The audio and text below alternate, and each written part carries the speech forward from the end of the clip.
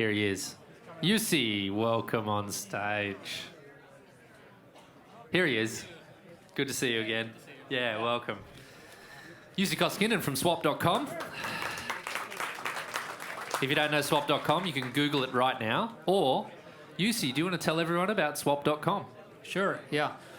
So we are the largest online consignment store in America. So what we do is that people send us their unused items, mainly clothing items. We accept men's, women's, kids' apparel.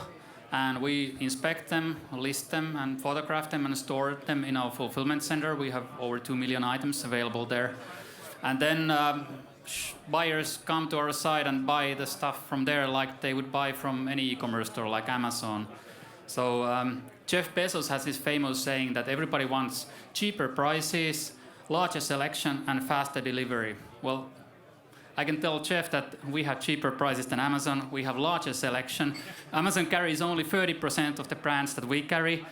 Well, we still don't have faster delivery, but that we need to still improve. But other than that, 2 out of 3 is already better.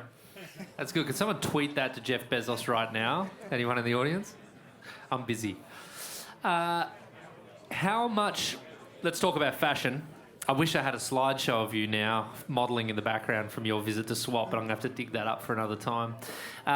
Just how much is the fashion industry impacting the environment? What are some of the numbers that we can all feel really bad about? Yeah, actually, fashion industry is the second dirtiest industry in the world after oil.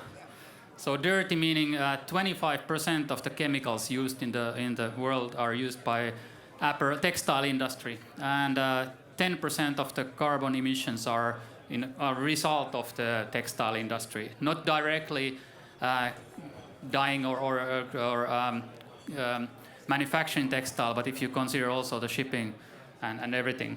So, yeah, it's pretty big, and of course it's not getting any better with the fast fashion, which has 50 cycles a year compared to traditional 2 cycles that the apparel industry used to have. So it is a big part, and I think, easiest way to help that is to just use the items longer. I'm going to have to add that it's actually, you mentioned CO2 and energy use, and then the chemical use, of course, but then it's also, of course, water. Yeah. Water needed to cultivate cotton, for example. So, and again, when we looked at the impacts of our portfolio firms in water, Swap was the the biggest impact out of them all. And so clothing and fashion is actually like impacting on all of these fronts. And it's amazing because you don't really think about that when you just buy a pair of jeans, how much effort and how many kilometers of transport and everything have gone into that piece of garment. Yeah, it's quite mind-blowing, and I guess that's one side of it, is the supply of these products onto the platform. The other side of such platforms is the consumer who's buying them. What are some of the motivations that the customers of Swap are having? Are they only environmental? Why else are they going there? Yeah, I think it would be great to say that the environmental motivation is the biggest one, but unfortunately that's not. Stop. So yeah, I think, our customer, 2/3 of Americans live paycheck to paycheck, so they don't have any savings, zero. So I would say that the money is really the biggest motivation for most of them. If we would add 10% to the price and say that it's more environmental now, I don't think many of them would take that. So it is money, but of course, with the pre-owned, it's kind of easy because it is cheaper. So by default, it's better. Yeah, it's really interesting. So there's a lot of motivation there.